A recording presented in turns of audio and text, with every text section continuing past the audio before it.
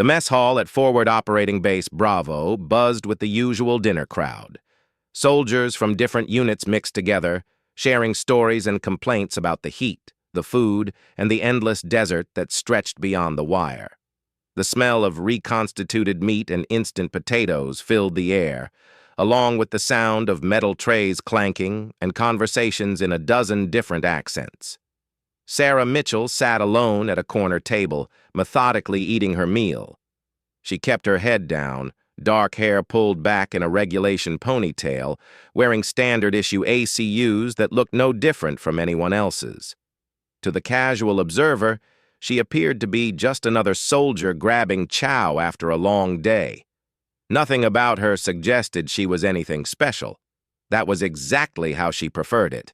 3 tables away. Sergeant Jake Morrison finished his meal and nudged his buddies.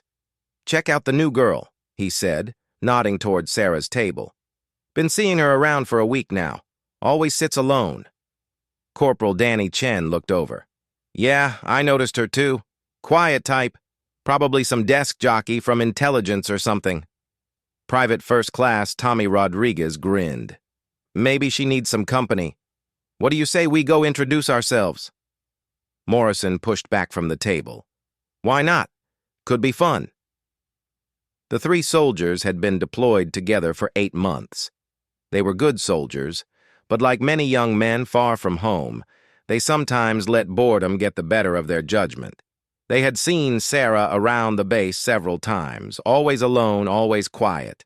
To them, she looked like an easy target for some harmless fun.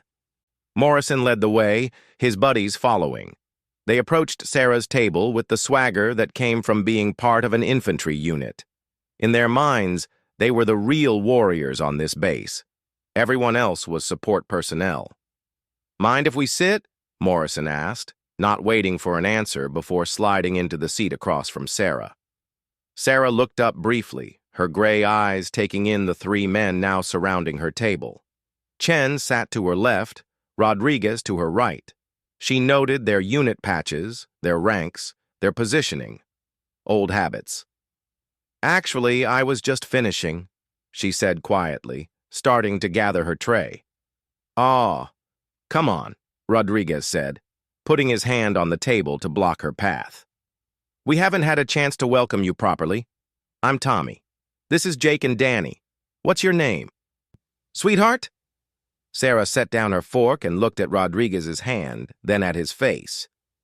"Sarah," she said simply. Morrison leaned back in his chair, studying her. "Sarah what? Come on, we're all friends here. What unit are you with? I don't recognize your face, and I know pretty much everyone on this rock." "I keep a low profile," Sarah replied.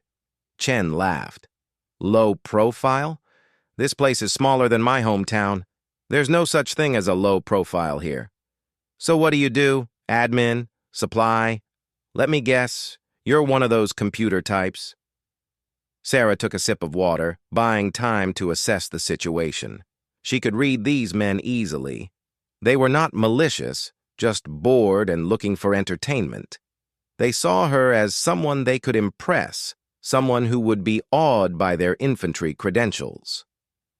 They had no idea who she was or what she was capable of. "Something like that," she said. Morrison sensed her discomfort and mistook it for shyness rather than calculation. "Well, Sarah, something like that. You picked a hell of a place for your first deployment. This desert will cook you alive if you're not careful. Lucky for you, you've got experienced soldiers looking out for you now." "I appreciate the concern, but I can take care of myself," Sarah said. Rodriguez laughed. "I bet you can, but there's no harm in having friends, right? Tell you what, why don't you come hang out with us later? We've got a poker game going in our tent. Could use some fresh faces." "I have duty tonight," Sarah lied smoothly. "Duty?" Chen raised an eyebrow. "What kind of duty do admin types pull at night?" Sarah realized she had made a small mistake. Admin personnel typically worked regular hours unless there was an emergency. She recovered quickly. Equipment inventory, end-of-month reports. Morrison nodded knowingly. Paperwork never ends, does it? Well, maybe tomorrow night then. We'll show you around, introduce you to some people, can't have you eating alone every night like some kind of hermit. Really, I'm fine, Sarah insisted. The three soldiers exchanged glances. They were not used to women turning down their attention, especially on a deployment where social options were extremely limited. Morrison decided to try a different approach. Look, Sarah, I get it. New base, new people. You want to keep your head down and do your job. That's smart. But this place can be tough if you don't have people watching your back. My squad has been here 8 months. We know how things work. What kind of things? Sarah asked, genuinely curious about their perspective. Rodriguez leaned forward conspiratorially. Well, for starters, you want to stay away from the motor pool guys after dark. They get a little handsy when they've been working on vehicles all day. And never go to the laundry facility alone. There have been incidents. Sarah almost smiled. If these three only knew the places she had been alone, the situation she had handled. A poorly lit laundry facility would be a vacation compared to some of her assignments. Thanks for the warning, she said. Chen pointed to her uniform. I notice you don't have any unit patches or deployment indicators. You must be really new. What's your MOS? Military occupational specialty was a basic question any soldier would ask, but Sarah had to be careful. Her actual job description was classified far above these men's clearance level. Signal intelligence, she said, which was technically true, though vastly understated. Morrison nodded approvingly. That's good work. Important stuff. My cousin did that in Iraq. Said it was mostly listening to radio chatter and translating Arabic. Something like that, Sarah repeated. Rodriguez checked his watch. Hey, you know what? We've got time before evening formation. Why don't you come with us to the rec center? They've got pool tables, some video games. Better than sitting in your bunk reading manuals or whatever you do for fun. Sarah was about to decline again when her training kicked in. Sometimes the best way to avoid suspicion was to go along with normal social expectations, at least briefly. If she kept refusing their invitations, they might start asking more questions about why she was so antisocial. Maybe for a few minutes, she conceded. The three soldiers grinned like they had won a small victory. Morrison stood up. Great, you're going to love it. We've got the best pool table on base practically reserved. As they walked toward the rec center, Sarah noticed how the three men positioned themselves around her. Morrison took the lead, while Chen and Rodriguez flanked her on either side. It was probably unconscious, but it reminded her of a protective formation. These soldiers, for all their misplaced bravado, genuinely wanted to look out for her. The rec center was busier than the mess hall. Soldiers from various units clustered around pool tables, video game consoles, and a large-screen television showing a soccer match. The noise level was higher here, with the crack of pool balls and the electronic sounds of games mixing with conversation and laughter. Morrison led them to a pool table in the back corner. This is our usual spot, he said proudly. Danny here is probably the best player on base. Chen chalked a cue stick. False modesty isn't my thing. I am the best player on base. He looked at Sarah. You play? A little, Sarah said, which was another understatement. She had learned to play pool in a dozen different countries, often as part of her cover identity. Rodriguez racked the balls. Want to play teams? Me and Sarah against you two? I should probably just watch the first game, Sarah said. Morrison shook his head. Nonsense. The only way to learn our style is to jump right in. Don't worry if you're not very good. We'll go easy on you. Sarah accepted a cue stick from Rodriguez, noting its weight and balance automatically. She had learned to assess any potential weapon in her environment, even something as innocent as a pool cue. The game began with Morrison breaking. He was competent but not exceptional, sinking 2 balls before missing a relatively easy shot. Chen stepped up and demonstrated why he had claimed to be the best on base, running 5 balls before finally missing. "Your turn, Sarah," Rodriguez said encouragingly. "Just take your time." Sarah studied the table, calculating angles and possibilities. She could run the table easily, but that would raise questions about where a signal intelligence analyst had learned to play pool like a professional.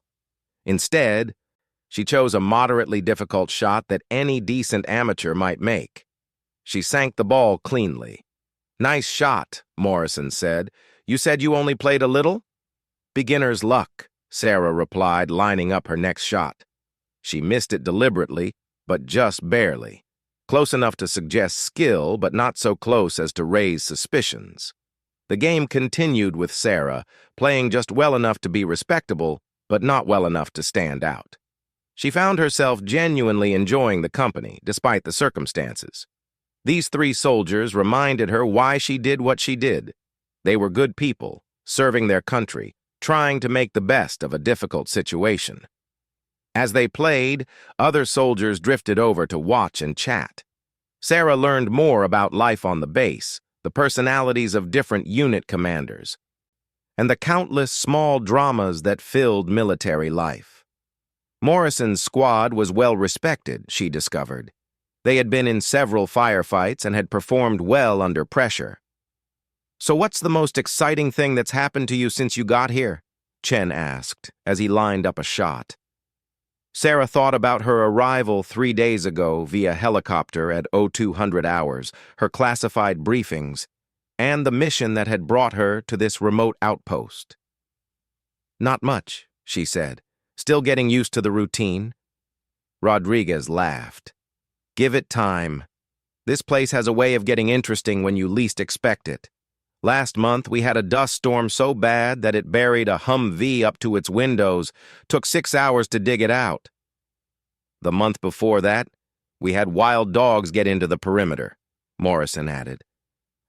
"Spent half the night chasing them around with flashlights." Sarah smiled. "Sounds eventful." "That's military life," Chen said, sinking his final ball. 99% boredom, 1% sheer terror. The game ended with Morrison and Chen winning narrowly. Sarah had played exactly as well as she had intended, contributing enough to be useful, but not enough to be memorable. "Good game," Rodriguez said. "You're better than you let on." Before Sarah could respond, a commotion near the front of the rec center caught everyone's attention. Raised voices, the sound of a chair scraping across the floor. The soldiers around the pool table turned to look. "Looks like trouble," Morrison muttered. A heated argument had broken out between soldiers from 2 different units. Sarah recognized the signs immediately: stress, boredom, and testosterone combining into potential violence. She also recognized that this was her opportunity to excuse herself before her new acquaintances asked more probing questions. "I should probably head back," she said quietly. "Stick around," Chen suggested. "This might get interesting." But Sarah was already setting down her cue stick. "Thanks for the game. Maybe I'll see you around." Before any of the 3 men could protest, she was walking toward the exit.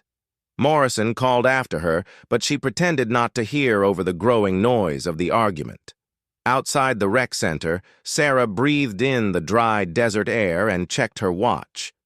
She had managed to spend almost an hour with the 3 soldiers without revealing anything significant about herself. It had been a successful exercise in maintaining her cover. As she walked back to her quarters, she reflected on the encounter. Morrison, Chen, and Rodriguez were exactly the kind of soldiers she had sworn to protect.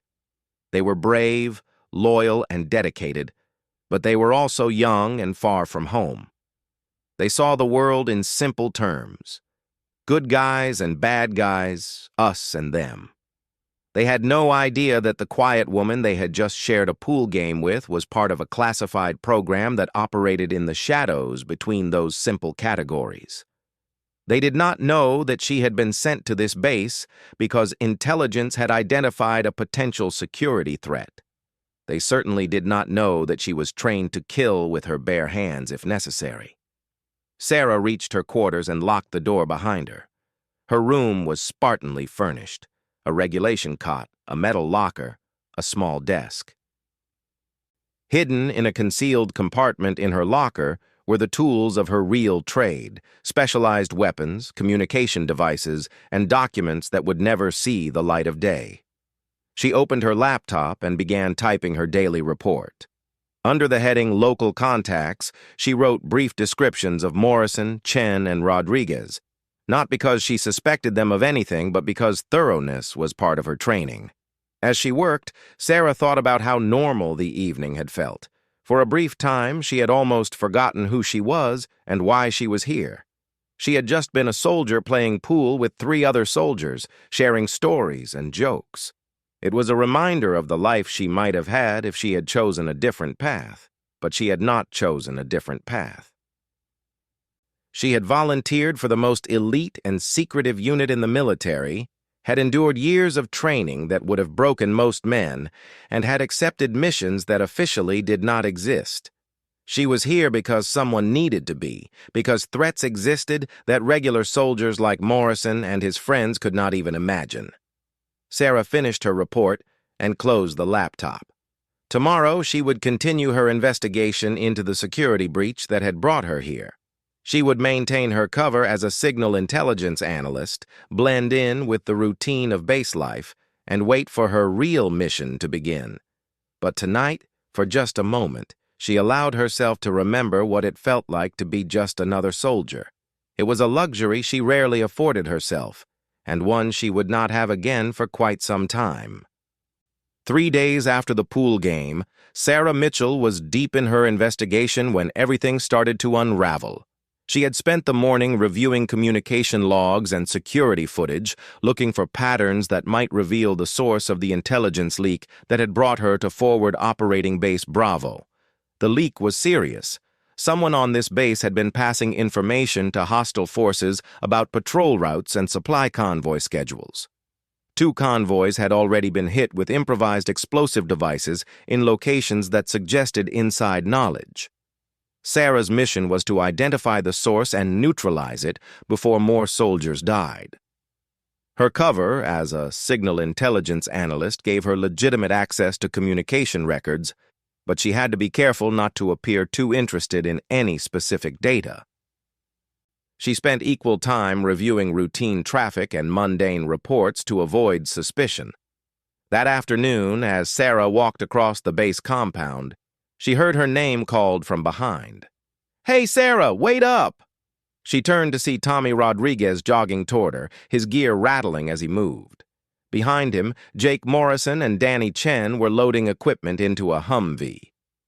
"We're heading out on patrol," Rodriguez said, slightly out of breath. "Should be back by dinner. You want to grab chow together when we get back?" Sarah noticed the serious expression on Morrison's face as he checked his weapon. This was not a routine patrol. Something was happening. "Be careful out there," she said. Rodriguez grinned. "Always are. See you tonight?" Before Sarah could answer, Morrison called out, "Tommy, let's go!" Rodriguez gave her a quick wave and jogged back to the vehicle. Sarah watched as the 3-man team climbed into the Humvee and drove toward the main gate. She had grown genuinely fond of them over the past few days, despite their initial awkward introduction. An hour later, Sarah was in the communications center reviewing radio logs when she heard the call sign for Morrison's patrol crackle over the radio. "Base, this is Badger 3-7. We have eyes on suspicious activity at grid reference 74902. Requesting permission to investigate." The base commander's voice came back immediately. "Badger 3-7, negative. Return to base immediately. Abort current mission." There was a pause before Morrison's voice came back, tenser now. "Base, we have multiple vehicles converging on our position. Request immediate support." Sarah's blood went cold. The leak had struck again. Someone had told the enemy exactly where Morrison's patrol would be. The next 20 minutes were chaos. Sarah listened as Morrison's team called for air support, reported taking fire, and then went silent. The rescue helicopter was already spinning up when the final transmission came through. Base, this is Badger 3-7. We are compromised. Repeat, we are compromised. Enemy knows our freq and our location. We're going dark. The radio went silent. Sarah stared at the communication equipment, her mind racing. Morrison's patrol had been deliberately led into a trap, and now 3 good soldiers were potentially dead or captured because of the information leak she had been sent to stop. For the first time since arriving at the base, Sarah felt the cold rage that made her so effective at her job. Someone on this base had betrayed those 3 men, and she was going to find out who. The search and rescue operation lasted 6 hours. When the helicopter finally located Morrison's abandoned Humvee, there was no sign of the 3 soldiers. Blood on the seats suggested casualties, but there were no bodies. The enemy had taken them. That night, the mess hall was subdued. Word had spread quickly that 3 soldiers were missing and presumed captured. Sarah sat at her usual table, picking at her food and listening to the conversations around her. "I heard they were set up," someone whispered at the next table. "How else would the enemy know exactly where to find them?" "Morrison's too smart to fall into a normal ambush," another soldier replied. "Someone had to have given them our patrol routes." Sarah agreed, but she kept her thoughts to herself. She was now more determined than ever to complete her mission, but she also had a personal stake in the outcome. Those were not just random casualties of war anymore. They were people she knew, people she had laughed with and played pool with. After dinner, Sarah returned to her quarters and locked the door. She opened the hidden compartment in her locker and removed a secure satellite communication device. It was time to contact her handlers and request authorization to accelerate the investigation. The connection took several minutes to establish through encrypted channels. When it finally came through, Sarah recognized the voice of her commanding officer, Captain Rebecca Hayes. "Agent Mitchell, report." Sarah briefed Hayes on the situation, including the capture of Morrison's team and her assessment that the leak was definitely operational on the base. "I need permission to take more direct action," Sarah concluded. "My cover limits my access to certain personnel and facilities." There was a long pause before Hayes responded. "Negative. Maintain your cover. We cannot risk exposing the program." "Sir, with respect, 3 soldiers are in enemy hands because of this leak. If I can move more aggressively—" "Agent Mitchell," Hayes interrupted, "your orders are to identify the source of the leak through covert observation and report back. You are not authorized to take direct action." Sarah felt her frustration building. What about Morrison and his team?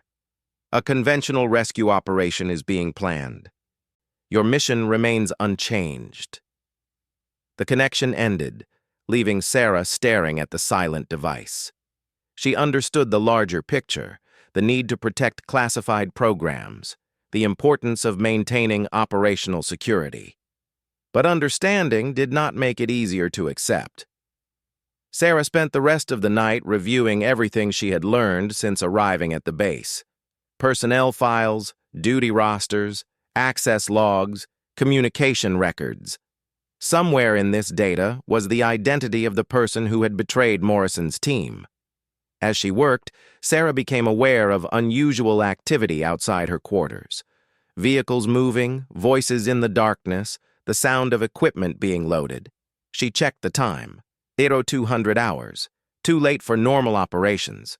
Too early for morning activities. Sarah quietly opened her door and peered outside.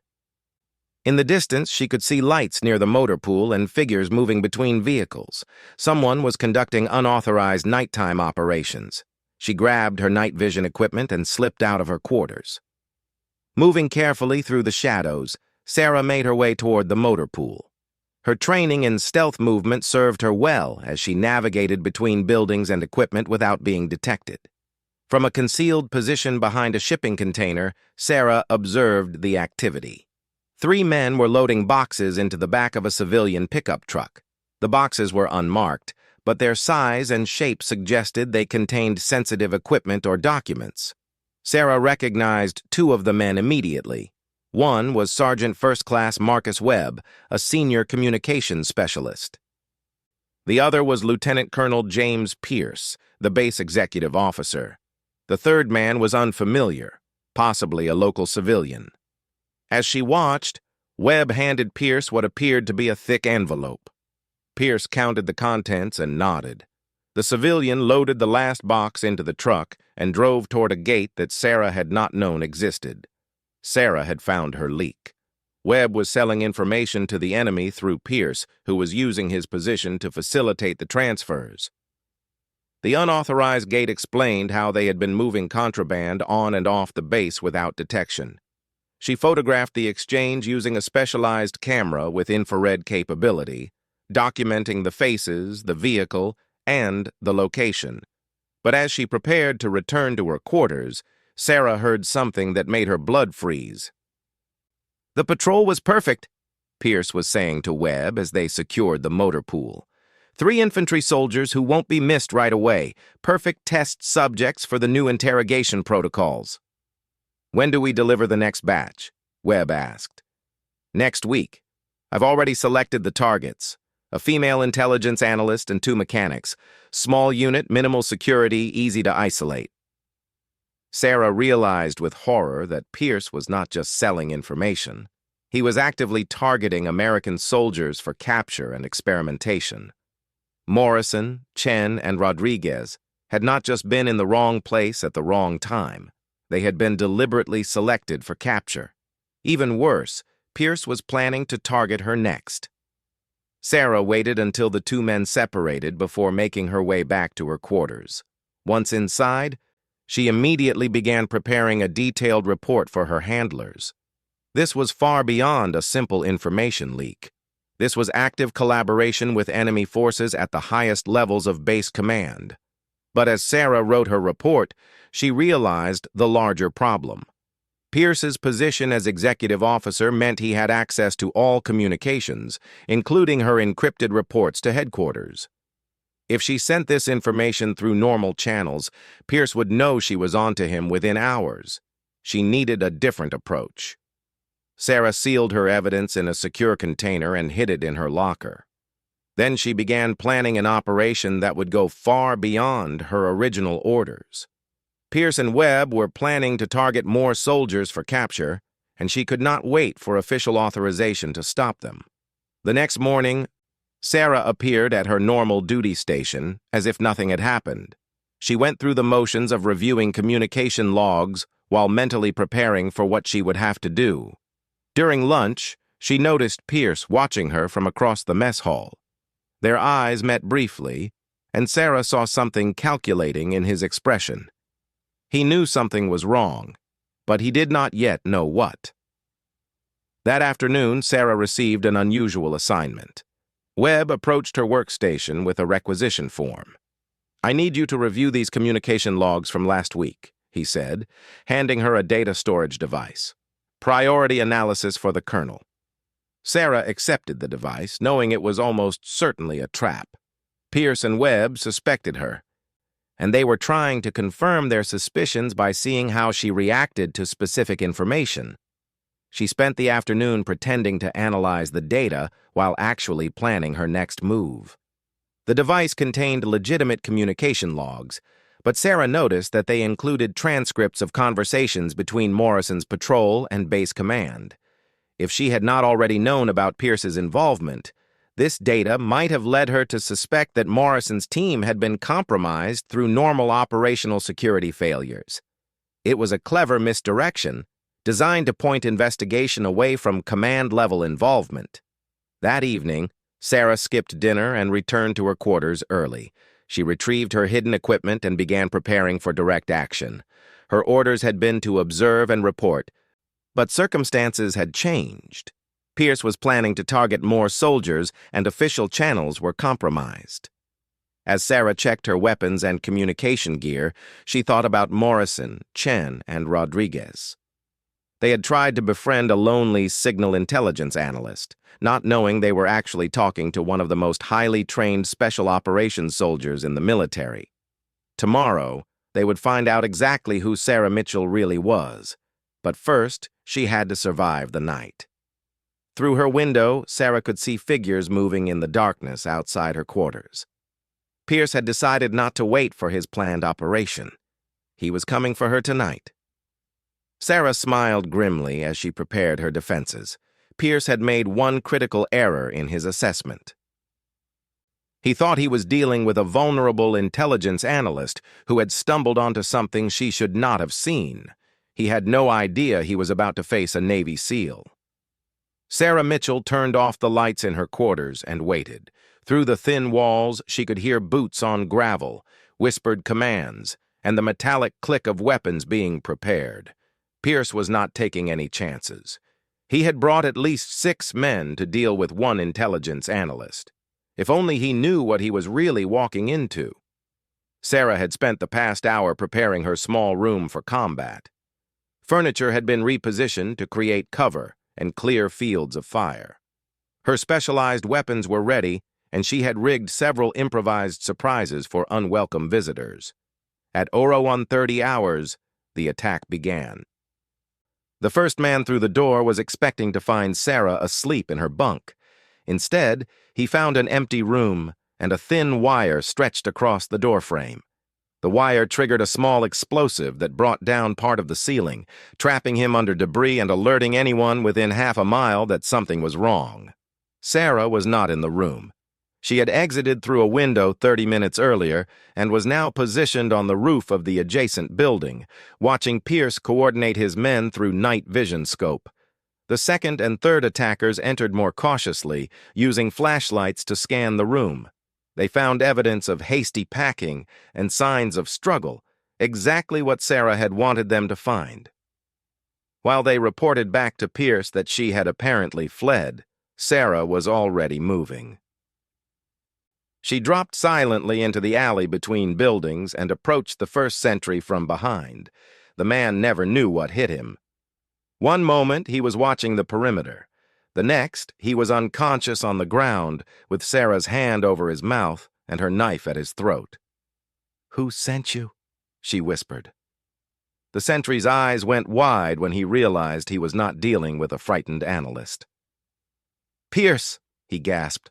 "Colonel Pierce. He said you were a security risk." "How many men?" 8 total. 4 inside, 4 perimeter." Sarah zip-tied the sentry's hands and feet, then gagged him with his own bandana. She left him alive, but immobilized behind a dumpster. She had bigger problems to deal with. Pierce's voice crackled over the radio she had taken from the sentry. "Team 2, report. Have you secured the perimeter?" Sarah keyed the microphone and mimicked the unconscious guard's voice. "Perimeter secure, no movement detected." It would buy her a few minutes before Pierce realized something was wrong. Moving through the base at night required all of Sarah's stealth training. She had to avoid not only Pierce's men, but also the legitimate security patrols that continued their normal duties. The last thing she needed was to be mistaken for an intruder by friendly forces. Sarah made her way to the communications center, where she hoped to send a message to her handlers through secure channels. But as she approached the building, she realized Pierce had anticipated this move.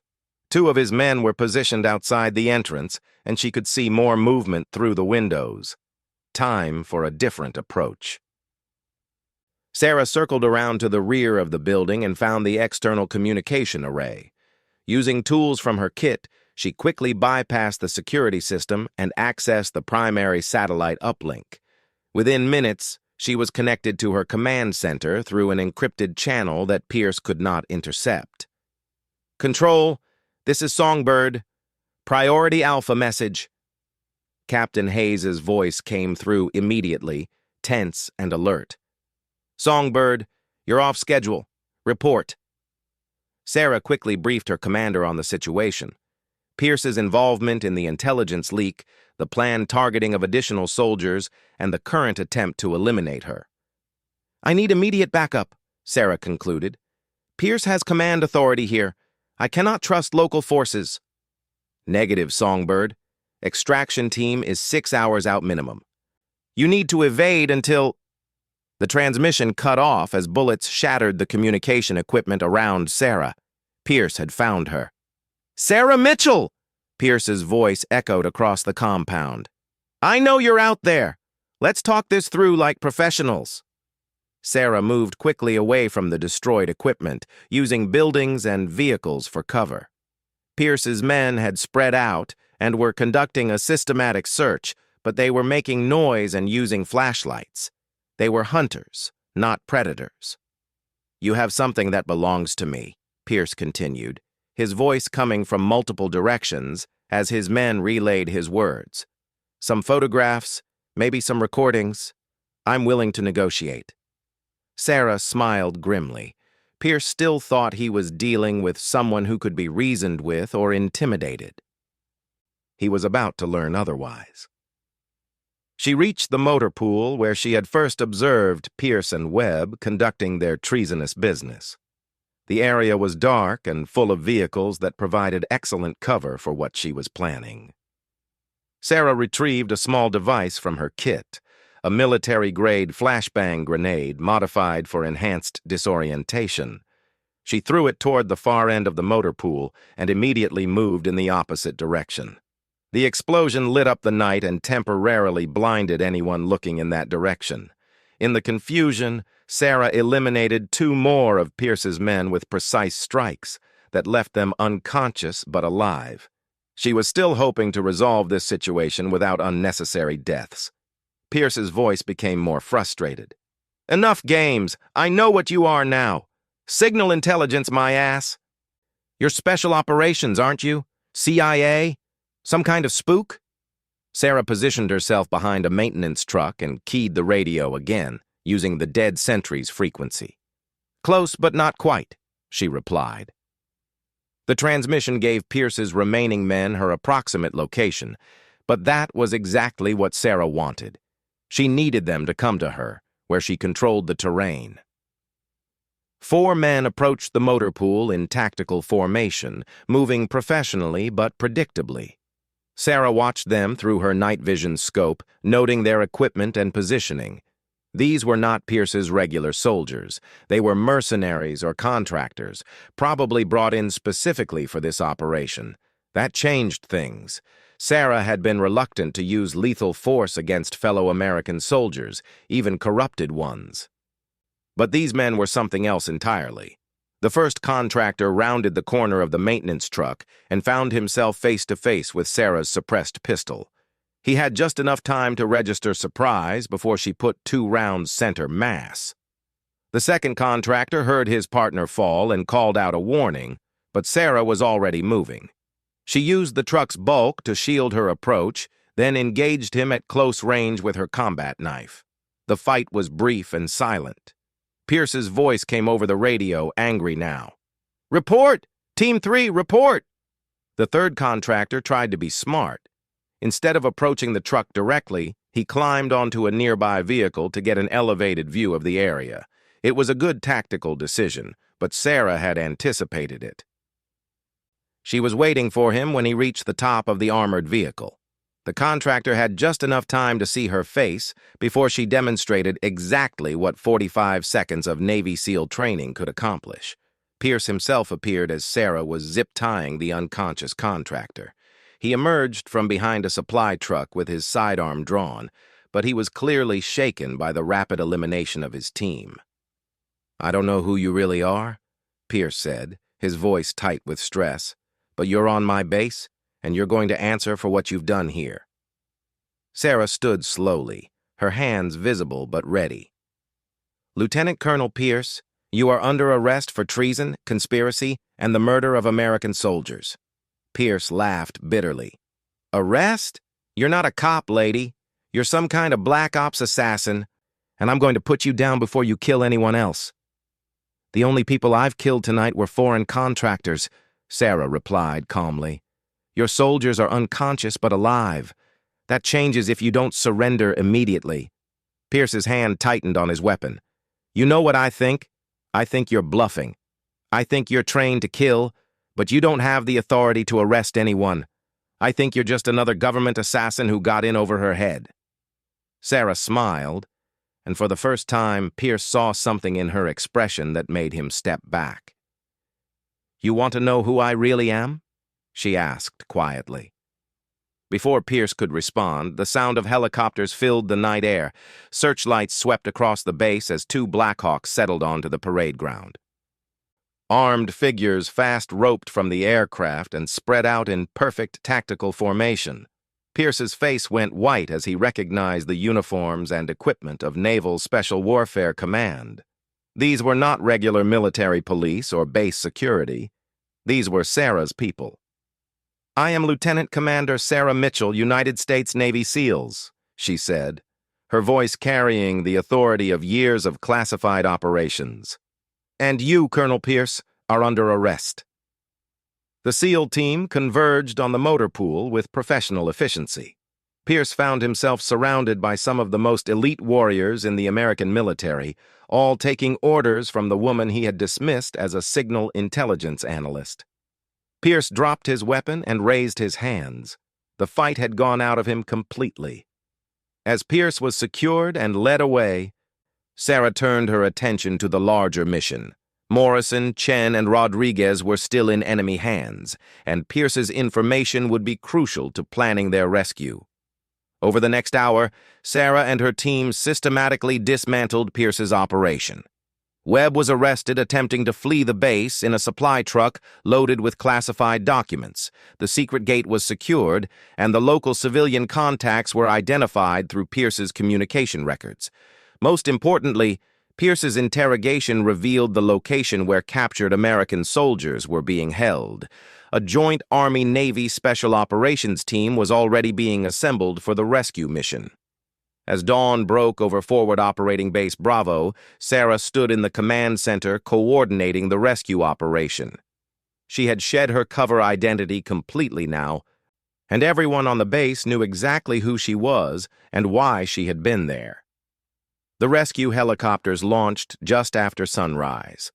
Sarah monitored their progress through encrypted communications, hoping that Morrison, Chen, and Rodriguez were still alive and recoverable. 3 hours later, the confirmation came through. The 3 soldiers had been recovered alive, though injured. They were being evacuated to a field hospital for treatment, but their prognosis was good. Sarah felt a weight lift from her shoulders.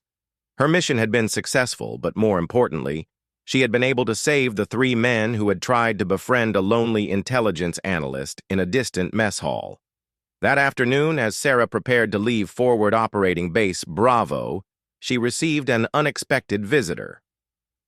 Morrison appeared at her temporary command post, his left arm in a sling, but otherwise looking remarkably good for someone who had spent 3 days in enemy captivity. "So," Morrison said, studying her with new respect, "signal intelligence, huh?" Sarah smiled. "Something like that." Morrison shook his head in amazement. "Danny owes me $50. I told him there was more to you than met the eye." "What gave it away?" "The way you played pool. Too controlled. Too precise. No one who's just dabbled shoots like that." Morrison paused. "Plus, Chen ran a background check on you after that first night. Your service record was so classified it practically glowed in the dark." Sarah laughed. "And you didn't think to mention this?" "Hey, everyone's got secrets out here. We figured if the Navy wanted us to know who you really were, they'd tell us." Morrison became more serious. "What I want to know is why you bothered to hang out with us at all. You could have blown us off, and we never would have known the difference." Sarah considered the question. "Because you reminded me why I do this job. You reminded me what we're fighting for." Morrison nodded slowly. "Well, next time you're undercover on our base, you don't have to pretend to be bad at pool. Danny still hasn't gotten over losing to a beginner." As Morrison left to rejoin his recovering teammates, Sarah reflected on the mission. She had successfully identified and neutralized a serious security threat, rescued 3 captured soldiers, and preserved the secrecy of her unit's operations. But more than that, She had been reminded that even in the shadowy world of special operations, human connections still mattered. Morrison, Chen, and Rodriguez had seen past her cover identity and tried to include her in their military family, not because of who she was, but because of who they were. That evening, Sarah boarded a helicopter bound for her next assignment. As the aircraft lifted off and forward operating base Bravo grew smaller below, she thought about the 3 soldiers recovering in the hospital. They had no idea that their casual invitation to play pool had helped save their own lives. Sometimes the most important victories came from the smallest acts of human kindness. Sarah smiled and settled back for the long flight home. Somewhere out there, another mission was waiting, another cover identity to assume, another group of soldiers who would never know how close they came to danger. But she would be there, watching from the shadows, ready to step forward when duty called. Because that was what Navy SEALs did. They protected those who could not protect themselves, even if those people never knew they needed protecting. Especially then.